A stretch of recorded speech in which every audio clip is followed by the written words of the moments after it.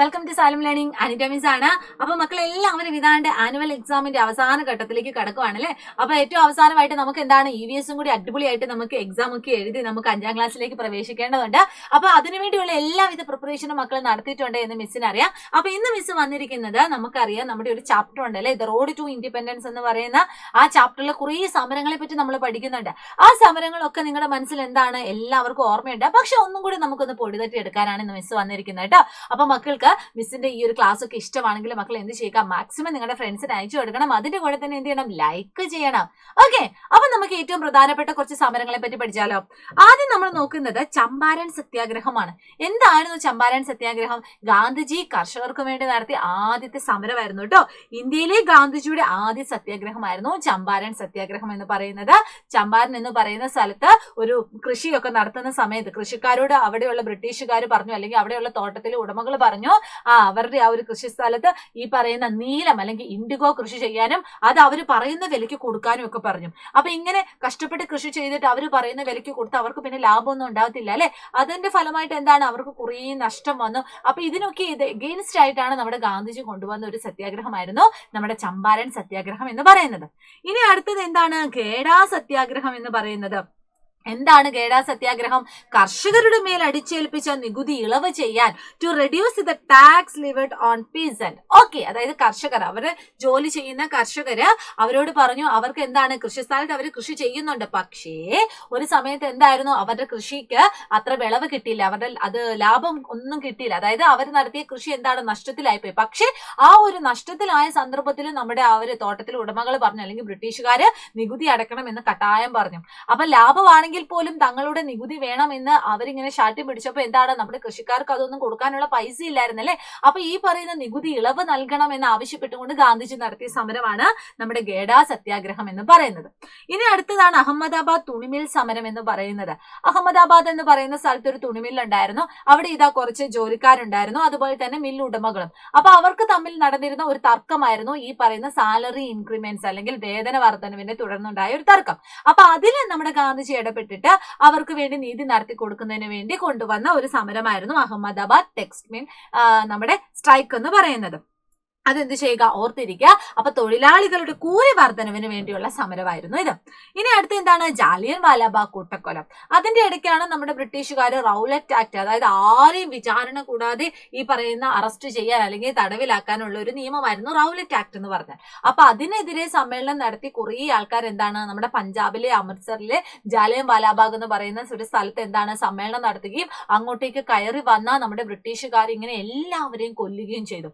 അപ്പൊ ഇതാണ് നമ്മളിങ്ങനെ പറയും, നമ്മുടെ കറുത്ത അധ്യായം എന്ന് വിശേഷിപ്പിക്കും നോക്കി ഈ പറയുന്ന ജാലിയൻ വാലാബാഗിനെ പറ്റിയാ. അപ്പൊ ഇതിനെ പറ്റിയൊക്കെ ഒരു കുറിപ്പ് എഴുതാനൊക്കെ മക്കൾ എന്ത് ചെയ്യുക, ഒന്ന് പഠിച്ചു വെക്കുക. എല്ലാവിധ കാര്യങ്ങളും മിസ് ചെയ്താണ്ട് ഈ സ്ലൈഡിൽ ഉൾപ്പെടുത്തിയിട്ടുണ്ട്. മക്കൾ എന്ത് ചെയ്യുക, ഈ കാര്യങ്ങളൊക്കെ ഒന്ന് നോട്ട് ചെയ്ത് വെക്കുക കേട്ടോ. അപ്പൊ ഏതാണ് ഈ സ്ഥലം? പഞ്ചാബിലായിരുന്നു, അമൃത്സറിലാണ്, ജാലിയൻ വാലാബാഗ് മൈതാനത്താണ്. ആ വർഷം 1919 ഏപ്രിൽ 13 എന്നൊക്കെ മക്കൾ ഓർത്തിരിക്കാം. അപ്പൊ ഇതാണ് നമ്മുടെ ജാലിയൻ വാലാബാഗ് കൂട്ടക്കൊല എന്ന് നമ്മൾ പറയുന്നത്. അപ്പൊ ഈ ജാലിയൻ വാലാബാഗ് കൂട്ടക്കൊലയ്ക്ക് ശേഷം കൊണ്ടുവന്നിരുന്ന ഒരു സമരമുറിയായിരുന്നു നമ്മുടെ നിസ്സഹരണ സമരം അല്ലെങ്കിൽ നോൺ കോപ്പറേഷൻ മൂവ്മെന്റ് എന്ന് പറയുന്നത്. അതായത് ജാലിയൻ വാലാബാഗ് സംഭവത്തെ തുടർന്നുണ്ടായിരുന്ന ദേശവ്യാപകമായിട്ടുള്ളൊരു സമരം. അതിനുവേണ്ടി ആ ഒരു സമരത്തിൽ അവർ ആഹ്വാനം ചെയ്ത കുറച്ച് കാര്യങ്ങളുണ്ടായിരുന്നു. ഒന്നാമത്തെ എന്താണ്, പ്രൊമോട്ട് ഖാദി, അതായത് ഖാദി പ്രചരിപ്പിക്കുക, അതുപോലെ തന്നെ മദ്യം ഒഴിവാക്കുക, അതുപോലെ തന്നെ എന്താണ്, ഹിന്ദി ഭാഷ പ്രചരിപ്പിക്കുക, പിന്നെ എന്താണ്, വിദേശ വസ്ത്രം എന്താണ് ഒഴിവാക്കുക. അങ്ങനെ കുറച്ച് കാര്യങ്ങളൊക്കെ ഈ ഒരു സമരത്തിലൂടെ അവരെന്ത് ചെയ്തിട്ടുണ്ട്, മുന്നോട്ട് കൊണ്ടുവന്നിട്ടുണ്ട്. പിന്നെ ഈ പറഞ്ഞ ആ ഒരു സമരത്തിന്റെ ഭാഗമായിട്ടാണ് നമ്മൾ എന്ത് ചെയ്തത്, ഉപ്പ് സത്യാഗ്രഹം വന്നത്.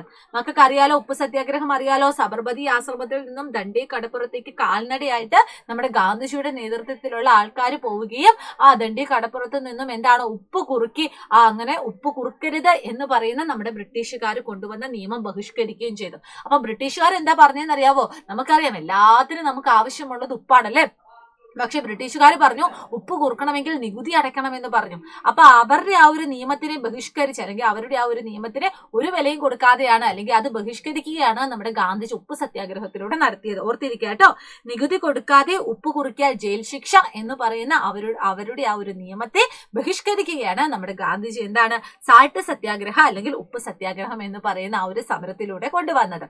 അപ്പൊ നമ്മുടെ കേരളത്തിലും എന്താണ് ഇതുപോലെ ഒരു ഉപ്പ് സത്യാഗ്രഹം നടന്നായിരുന്നു. അതൊക്കെ നമ്മൾ ഈ ചാപ്റ്ററിൽ പഠിച്ചതാണ് അല്ലെ. അപ്പൊ ഉപ്പ് സത്യാഗ്രഹത്തിൽ അവർ മുന്നോട്ടേക്ക് കൊണ്ടുവന്ന കുറച്ച് കാര്യങ്ങളൊക്കെ ഉണ്ടായിരുന്നു. എന്താണ്? ഒന്നുകിൽ ലക്ഷ്യം നേടി ഞാൻ തിരിച്ചു വരും, പരാജയപ്പെട്ടാൽ ഞാൻ എന്റെ ശരീരം സമുദ്രത്തിന് സമർപ്പിക്കും. ഇത് പറഞ്ഞിട്ടാണ് ഗാന്ധിജി എന്ത് ചെയ്തത്? തന്റെ അനുയായികളുടെ കൂടെ ദണ്ഡി കടപ്പുറത്തേക്ക് കാൽനട യാത്രയായിട്ട് പോയത്. എന്നിട്ട് ഈ പറഞ്ഞിട്ട് നമ്മുടെ ഗാന്ധിജി എന്താണ്? ഉപ്പ് കുറുക്കി. അതിനുശേഷം കുറച്ച് ഉപ്പ് ഇങ്ങനെ ഉയർത്തിപ്പിടിച്ചുകൊണ്ട് ഗാന്ധിജി പറഞ്ഞിട്ടുണ്ട്, ഈ ഒരു പിടി ഉപ്പ് ശക്തിയുടെ പ്രതീകമാണ്. ഉപ്പ് പിടിച്ച ഈ മുഷ്ടി തകർത്തേക്കാം, എന്നാലും ഈ ഉപ്പ് വിട്ടുകൊടുക്കില്ല. അപ്പൊ ഈ രണ്ട് ഡയലോഗ്സ്, ഈ രണ്ട് കാര്യങ്ങൾ എന്ത് ചെയ്യുക മക്കളും ജസ്റ്റ് ഒന്ന് മനസ്സിലൊന്ന് കൊത്തിയിടുക കേട്ടോ, മനസ്സിലൊന്ന് ഓർത്തിരിക്കാം. ഇനി നേരത്തെ പറഞ്ഞതുപോലെ തന്നെ നമ്മുടെ കേരളത്തിലും എന്താണ്? ഉപ്പ് സത്യാഗ്രഹത്തിന്റെ ഭാഗമായിട്ട് ഒരു കുഞ്ഞു ഉപ്പ് സത്യാഗ്രഹം നടത്തായിരുന്നു. അതെവിടെയാണ്? നമ്മുടെ പയ്യന്നൂർ കടപ്പുറത്താണ്. അതിന് നേതൃത്വം കൊടുത്തയാളാണ് നമ്മുടെ കേരള ഗാന്ധി എന്നറിയപ്പെടുന്ന കെ കേളപ്പൻ. അതും ഓർത്തിരിക്കുക കേട്ടോ. ഇനി ഏറ്റവും അവസാനം നമുക്ക് ഇന്ത്യക്ക് സ്വാതന്ത്ര്യം കിട്ടുന്നതിന് മുന്നോടിയായിട്ട് നടന്ന ഏറ്റവും അവസാനത്തെ ഒരു സമരമായിരുന്നു ക്വിറ്റ് ഇന്ത്യ മൂവ്മെന്റ് എന്ന് പറയുന്നത്. അതെന്താണ്? അവർ കൊണ്ടുവന്ന മുദ്രാവാക്യം എന്തായിരുന്നു? പ്രവർത്തിക്കുക അല്ലെങ്കിൽ മരിക്കുക, ഡു ഓർ ഡൈ എന്നാണ് പറയുന്നത്. അപ്പൊ നമുക്കറിയാം നമ്മുടെ ജവഹർലാൽ നെഹ്റു കൊണ്ടുവന്ന നമ്മുടെ ഈ പറയുന്ന കോൺഗ്രസ് സമ്മേളനത്തിൽ കൊണ്ടുവന്ന പ്രമേയമായിരുന്നു ഈ പറയുന്ന ക്വിറ്റ് ഇന്ത്യ സമ്മേളനം എന്ന് പറയുന്നത്. ഓർത്തിരിക്കുക കേട്ടോ. അപ്പൊ ജവഹർലാൽ നെഹ്റുവിന് നമ്മുടെ ക്വിറ്റ് ഇന്ത്യ സമരത്തിലുള്ള പങ്ക് മക്കൾ എന്ത് ചെയ്യുക? നിങ്ങളുടെ ശ്രദ്ധയിൽ ഉൾപ്പെടുത്തുക. അപ്പൊ ഈ പറയുന്ന സമരങ്ങളൊക്കെ കഴിഞ്ഞിട്ട് 1947 ആഗസ്റ്റ് 15 ഇന്ത്യ എന്താണ്? ഇന്ത്യക്ക് സ്വാതന്ത്ര്യം ലഭിച്ചു.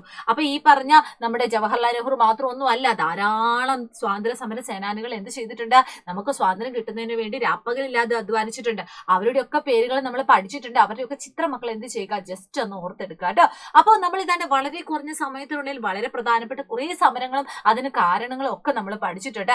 ഇതെല്ലാം മക്കളുടെ മനസ്സിലുണ്ടായിരിക്കണം. എന്നിട്ട് നിങ്ങൾ അടിപൊളിയായിട്ട് എക്സാം എഴുതിയിട്ട് നല്ല മാർക്ക് സ്കോർ ചെയ്തിട്ട് എങ്ങോട്ടേക്ക് വരണം? നമ്മുടെ 5ാം ക്ലാസ്സിലേക്ക് വരണം. ഓക്കെ, അപ്പം ഇതുപോലെയുള്ള കുഞ്ഞു കുഞ്ഞു ക്ലാസ്സസ് ഒക്കെ ആയിട്ട് നമുക്ക് ഇനി 5ാം ക്ലാസ്സിൽ കാണാം. അതുവരെ എല്ലാവരും ഹാപ്പി ആയിട്ടിരിക്കുക, അടിപൊളിയായിട്ട് എക്സാം എഴുതാം. ബൈ.